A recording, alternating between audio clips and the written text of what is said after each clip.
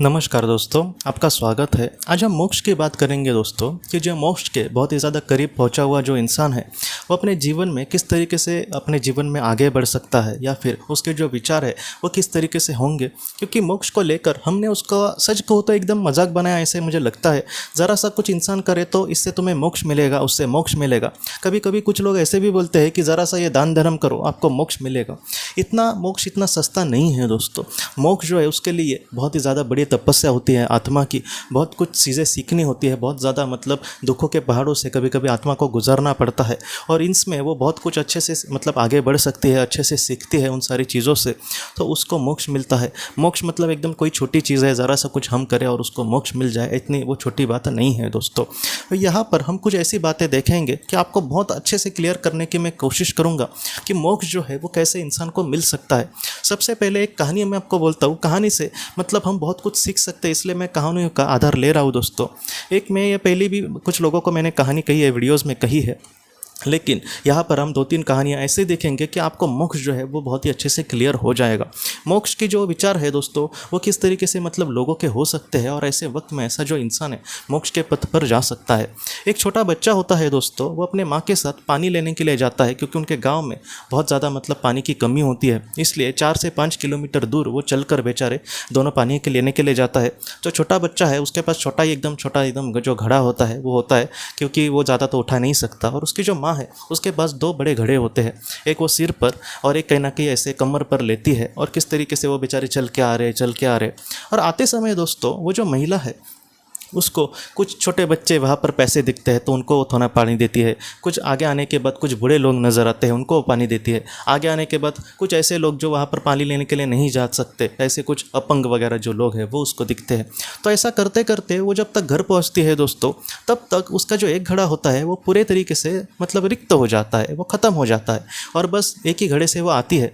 तब उस बेटे को बहुत ही ज़्यादा बुरा लगता है कि इतना मेहनत से हमने पानी को लाया है और आपने ऐसे ज़रूरतमंद को सब कुछ लौटा दिया माँ।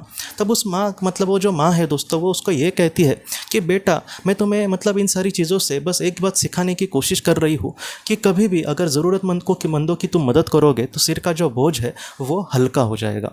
ये जो बात है दोस्तों सच में बहुत ही ज़्यादा महत्वपूर्ण है, क्योंकि अपने जीवन में हम मतलब दूसरे को अपना देना तो बात छोड़ दो, लेकिन कभी कभी कुछ लोग दूसरों से ही आशा करते रहते हैं और ये कहेंगे कि मुझे तो मोक्ष चाहिए। ऐसा नहीं करना चाहिए। जितना हो सके दोस्तों अपना भी जो अपने आप मतलब खुद के बारे में ना सोचकर एकदम लुटा देता है और भगवान के हवाले अपने आप को कर देता है, तो ऐसा जो इंसान है वो मोक्ष के करीब जा सकता है। कुछ लोग ये कहेंगे कि अपना सब कुछ बेचकर हमें जाना है, क्या ऐसी बात नहीं है। जो उस महिला के लिए ज़रूरी बात थी वो अपने आप पास उसने रखी, लेकिन फिर भी उसने निस्वार्थ भावना से अपना जो भी मेहनत किया वो सारी चीज़ें उसने लौटा दी दोस्तों। तो ऐसा जो इंसान है वो मोक्ष के प्राप्ति के लिए आगे बढ़ सकता है। ऐसा जो इंसान है उसके जो विचार है वो मोक्ष प्राप्ति के जैसे हो सकते हैं। दूसरी एक कहानी आपको बोलता हूँ कि जैसे शिबी राजा की आपको कहानी पता होगी कि जिसने मतलब एक चिड़िया को बचाने के लिए अपना भी मतलब त्याग करने की जो भाषा करता हो, तो ऐसा जो इंसान है दोस्तों वो एक मोक्ष के करीब जा सकता है। मतलब क्या है दोस्तों कि जो मोक्ष है इतनी छोटी बात नहीं है। हमारी जो मानसिक अवस्था है वो दिखा सकती है कि मोक्ष के करीब का जो इंसान है वो कितना अच्छा हो सकता है। जैसे शिबी राजा जो था वो एक बड़ा राजा था, उसके जीवन को बहुत ज़्यादा अर्थ था, अपने जीवन में बहुत ही एक महत्वपूर्ण इंसान था। ऐसे वक्त में भी इतना बड़ा महत्वपूर्ण इंसान भी, और उसको भी पता है कि मेरी जनता मुझसे प्यार करती है, अगर मैं कल चला गया फिर उनको बहुत ही ज़्यादा दुख होगा।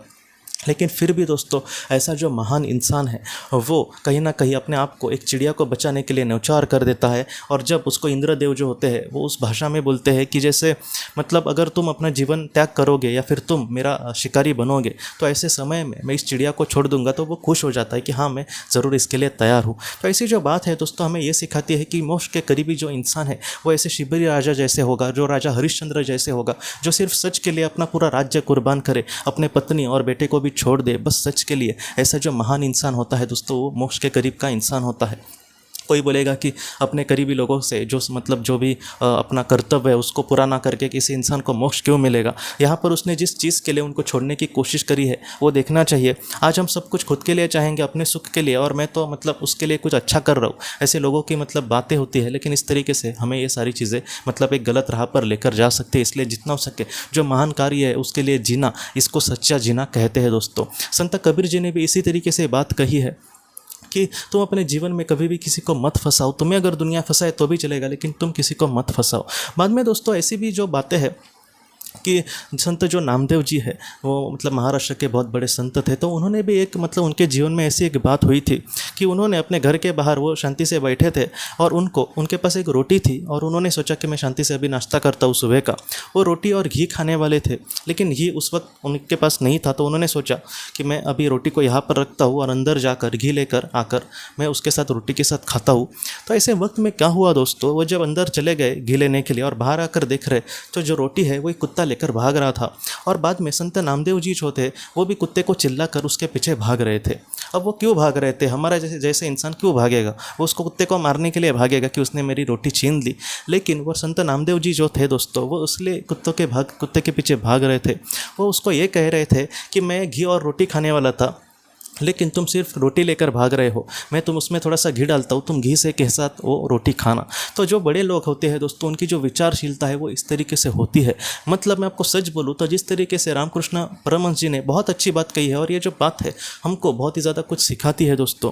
और वो ये बात है कि जो मोक्ष के करीबी जो इंसान है दोस्तों, वो मिट्टी को, सोने को और पत्थर को एक ही नज़र में देखेगा। आप इस बात को बहुत ही ज़्यादा महत्वपूर्ण तरीके से देखना कि आप रास्ते पे चल रहे हैं, ऐसे वक्त में मिट्टी, सोना और पत्थर, इसको एक ही नज़र में जो देखने वाला इंसान है दोस्तों, वो मोक्ष का अधिकारी होता है। वो ऐसे सोने को उठाने की कोशिश नहीं करेगा, वो इस माया में नहीं फंसेगा, वो इस कहीं ना कहीं लालच में नहीं फंसेगा, वो आसक्ति में नहीं फंसेगा। उसको पता है कि मेरा शरीर भी एक दिन मिट्टी हो जाना है, तो मैं इस आज मिट्टी को क्यों उठाऊँ, क्योंकि सोने का वो भी मिट्टी बोलेगा। तो इस तरीके से हमें मतलब सोचना है कि ऐसा जो प्रगति पथ कर गया हुआ जो इंसान है वो मोक्ष का अधिकारी होता है। ज़रा सा किसी के लिए कुछ किया और मुझे तो अब मोक्ष मिलेगा, ऐसी बातें नहीं होती। मैं आपको सबसे बड़ा ये भी कहता हूँ कि जैसे जिमी की कहानी आई है जीवात्म जगत के नियम में, उसमें भी उसने बहुत ज़्यादा दान धर्म करके वगैरह उसको यही लगा कि मैं तो मोक्ष में जाऊँगा। लेकिन ऐसा जो इंसान है बहुत ही निचले स्तर पर नरक में चला गया और उसको बहुत ही ज़्यादा पछतावा हुआ कि उसके दिल में कुछ भी अच्छाई नहीं थी, बस मुझे कुछ अच्छा मिलना चाहिए, इसलिए उसने कुछ अच्छा किया। मतलब आप सोचिए दोस्तों, मुझे कुछ अच्छा मिलना चाहिए भविष्य में, या फिर मेरी आत्मा के साथ कुछ अच्छा हो इसलिए मैं अच्छा करूँ, ऐसा नहीं है। निस्वार्थ भावना से हमें किसी के लिए कुछ करना होगा। एक सच्चा इंसान है, जैसे उन्होंने जो घी दी उसमें उनका कुछ भी मतलब स्वार्थ नहीं था, या फिर उस मतलब बच्चे के माँ ने जब लोगों को पानी दिया उसमें उसका कुछ भी स्वार्थ नहीं था। तो ऐसा जो बात है हम सबके लिए यही सिखाती है कि ऐसे जो महान लोग हैं वो अपने कर्म से, अपने जीवन से हमें दिखाने की कोशिश करती है कि असली ज़िंदगी जो है वो निस्वार्थ भावना की ज़िंदगी है। असली जो ज़िंदगी है वो दूसरे को खुशियाँ देने की ज़िंदगी है। असली जो ज़िंदगी है दोस्तों वो जीवन में अपने कर्तव्य को बहुत ही अच्छे से पूरा करके उससे भी मुक्त होने की ज़िंदगी है। इसलिए ऐसा जो इंसान है वो मोक्ष के बहुत ही ज़्यादा करीब जा सकता है दोस्तों। तो दोस्तों हम अपने अगले वीडियो में मिलते हैं। आप अपना, अपने परिवार का ख्याल रखना। आपका बहुत बहुत धन्यवाद।